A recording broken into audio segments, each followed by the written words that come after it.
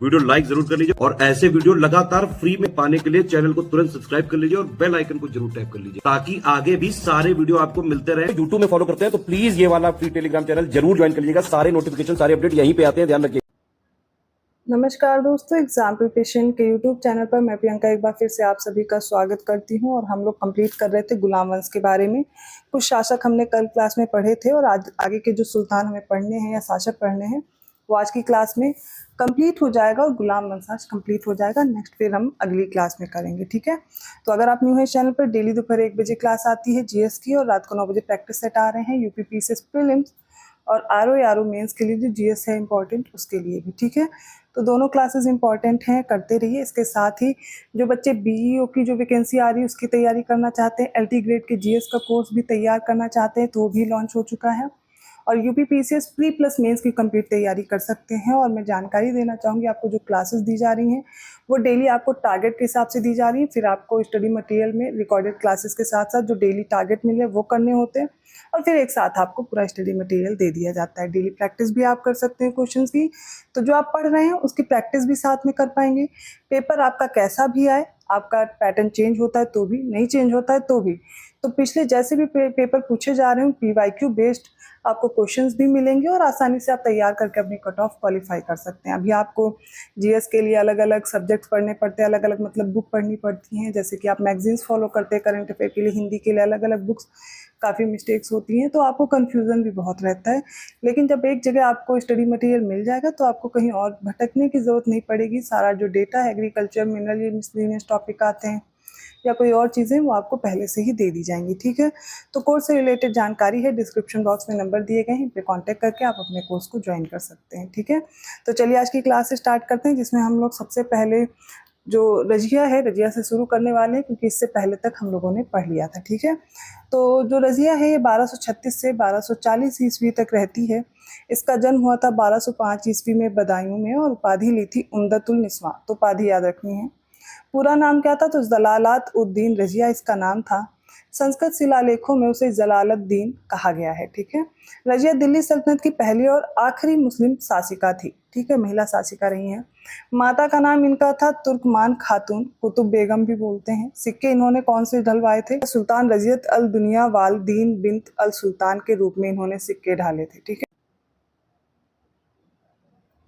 रजिया ने ख्वाजा मुहाजिबुद्दीन को निजामुल मुल्क की उपाधि के साथ वजीर नियुक्त किया था और मलिक सैफुद्दीन ऐबक बहतू को कुतलुक खां की उपाधि के साथ सेना का प्रधान। और परंतु शीघ्र ही उसकी मृत्यु हो गई तो मलिक कुतुबउद्दीन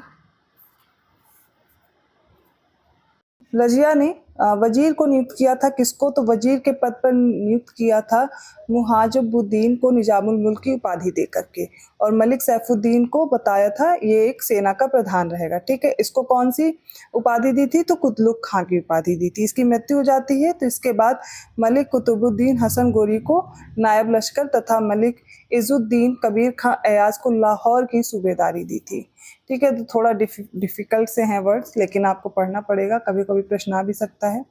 तो इसमें आपको आगे देखने हैं नायबे लश्कर। ये हबीबुल्लाह महोदय के अनुसार नायबे लश्कर का जो पद है वो रजिया ने ही शुरू किया था। और ये वस्त्र कैसे धारण करती थी? तो जैसे पुरुष वस्त्र धारण करते थे वैसे ही ये भी धारण करती थी। तो रजिया ने महिलाओं के वस्त्र त्यागे और पुरुषों का वस्त्र था कबा, जिसे कुर्ता बोलते हैं, प्लाजो की पगड़ी थी वो धारण करने लगी थी। अक्टूबर 1240 में कैथल में डकैतों ने रजिया और अल्तुनिया की हत्या कर दी थी। अब देखिए यहाँ से प्रश्न क्या बनता है? दिल्ली सल्तनत की प्रथम और अंतिम महिला शासिका रजिया सुल्तान थी। व्यक्तिगत दृष्टि से उसने भारत में पहली बार स्त्री के संबंध में इस्लाम की परंपराओं का उल्लंघन किया था और राजनीतिक दृष्टि से उसने राज्य की शक्ति को सरदारों और सूबेदारों में विभाजित करने के स्थान पर सुल्तान के हाथों में केंद्रित करने पर बल दिया था। इस प्रकार उसने इल्तुतमिश के संपूर्ण प्रभुत्व संपन्न राष्ट्र के सिद्धांत का समर्थन किया जो उस समय की परिस्थितियों में तुर्की राज्य के हित में था। रजिया बेगम को सत्ताच्युत करने में तुर्कों का हाथ था। उन्होंने भटिंडा के गवर्नर मलिक अल्तुनिया के नेतृत्व में रजिया के विरुद्ध विद्रोह कर उसे सत्ता से हटाया था। देखिए, क्योंकि एक तो मुस्लिम शासिका थी, महिला शासिका थी, तो जो भी सूबेदार थे, जो भी साथ में थे, वो नहीं चाहते थे कि एक महिला शासिका बने और उन सब पर रूल करे, ठीक है। तो इस वजह से कुछ समय बाद इसको हटा दिया जाता है, इसकी मृत्यु हो जाती है। अब इसके बाद भी कुछ शासक हुए, उनके बारे में छोटी सी इन्फॉर्मेशन अभी मैं लास्ट में दूंगी, प्रश्न नहीं बनते हैं इसलिए नहीं दिया गया है। अब बलबन के बारे में अब पढ़ेंगे जहाँ से प्रश्न आता है। तो बलबन 1266 से 1287 ईस्वी तक रहता है। मूल नाम था बहाउद्दीन, उपनाम था बलबन खुर्द मतलब कनिष्ठ बलबन। इसका पूरा नाम था गियासुद्दीन बलबन। उपाधि ली थी गियासुद्दीन की, जब सुल्तान बना तब वह उपाधि धारण की थी। उलूग खां की उपाधि ली थी। नियाबत खुदाई ली थी। जिले इलाही ली थी। जाति से इलबरी तुर्क था। संस्थापक था बलबनी वंश या द्वितीय इलबरी वंश का। इस वंश का अंतिम शासक कैकुबाद था। इसने क्या क्या, ये बहुत पूछा जाता है दीवाने अर्ज के बारे में। तो सबसे पहले सैन्य विभाग का गठन किया था जिसे दीवाने अर्ज कहते थे। और दीवाने अर्ज का पहला प्रमुख जो था अमीर खुसरो का नाना इमादुल मुल्क रावत था, जो कि पहले रावते अर्ज हुआ करता था। फिर सिख क्या है, तो सिख बलबन ने ही सबसे पहले 1279 में जिलों के रूप में सिख का विकास किया। तो जिले क्या होते थे, सिख होते थे, और इसका जो प्रमुख होता था वो सिकदार कहलाता था। बलबन की सफलता का जो मुख्य आधार था उसके गुप्तचर विभाग का ही था। बलबन ने प्रत्येक एकता मतलब जो सूबा था इसमें जनसाधारण के बीच बरीद अर्थात जो मुख्य संवाददाता था इसकी नियुक्ति की थी। आपसे बरीद भी पूछा जा सकता है क्या था, सिख भी पूछा जा सकता है क्या था, ठीक है। साहिबे दीवान, तो बलबन ने एकताओं में ख्वाजा या साहिबे दीवान प्रांतीय दीवान की नियुक्ति की थी। और सैनिकों को सैन्य सेवा के बदले जो जागीरें दी जाती थी वे उनके मृत्यु के बाद भी उनके वंशजों के पास बनी रहती थी। बलबन राजनीतिक शक्ति का प्रयोग करने के लिए खलीफा की अनुमति लेता था। और बलबन की मृत्यु कब हुई, तो 1287 में हुई और उसको दारुल अमान में दफन किया गया था। कुछ और तथ्य देखेंगे। जो इल्तुतमिश है इसने 1233 ईस्वी में ग्वालियर विजय के पश्चात बलबन को खरीदा था। रजिया सुल्तान के समय में बलबन अमीर शिकार के पद पर पहुंच गया था। अर्थात जो आपने तुर्काने चहलगानी पढ़ी थी उसमें से एक मेंबर थे, धीरे धीरे ये ऊपर पहुंचता जाता है। रजिया के विरुद्ध षड्यंत्र में उसने तुर्की सरदारों का साथ दिया था। फलस्वरूप बहराम शाह के सुल्तान बनने के बाद उसे अमीर आखूर का भी पद मिल गया था। और विद्रोहियों के प्रति बलबन की जो नीति थी वो रक्त और युद्ध की थी, और वही मंगोलों के प्रति जो उसकी नीति थी शक्ति और कूटनीति पर आधारित थी। बंगाल को तुर्क लोग परिपूर्ण नरक कहते थे। सल्तनत युग में इसे विद्रोहों का नगर भी कहा जाता था। बंगाल विद्रोह एकमात्र विद्रोह था जिसे बलबन ने दिल्ली से बाहर आकर के दबाया था। इल्तुतमिश और बलबन दोनों के ज्येष्ठ पुत्रों की मृत्यु मंगोलों से लड़ते हुए हुई थी। और बलबन दिल्ली सल्तनत का प्रथम सुल्तान था जिसने अपनी वसैया या फिर वसीयत घोषित की थी, और उसकी वसैया को बर्नी ने संकलित किया था। वसैया संकलित करना फारस की एक परंपरा थी। और महमूद गजनवी और बलबन ने अपने वंश को फिरदौसी के शाहनामा वर्णित आफरा सियाब से जोड़ा। मतलब उन्होंने बताया कि हम आफरा सियाब के वंशज हैं। उन्होंने स्वयं को आफरा सियाब का वंशज बताया क्योंकि वो उच्च होते थे, तो अपने आप को कुलीन और उच्च बताने के लिए उसने ऐसा कहा। बलबन केवल 1 साल के लिए नायब के पद से अपदस्थ रहा। इल्तुतमिश ने जहां 33 प्रशासकों की जो वंशावली निरीक्षण हटाया था, वहीं बलबन ने अपने सभी अधिकारियों का करवाया और 30 अधिकारियों को हटा दिया था। 1236 से 1266 ईस्वी तक का जो काल है वो दिल्ली सल्तनत के इतिहास में चालीसा का शासन युग के रूप में प्रसिद्ध है। और नासिरुद्दीन महमूद दिल्ली सल्तनत का एकमात्र सुल्तान था जिसकी केवल एक पत्नी थी। इसके अलावा आप देखेंगे बलबन ने सिजदा मतलब भूमि पर लेट करके अभिवादन करना और पागोस सुल्तान के चरणों को चूमने की जो रीति है वो आरंभ की थी। और बलबन ने अपने दरबार में प्रतिवर्ष फारसी त्योहार होता था नवरोज प्रथा, उसको भी आरंभ किया था।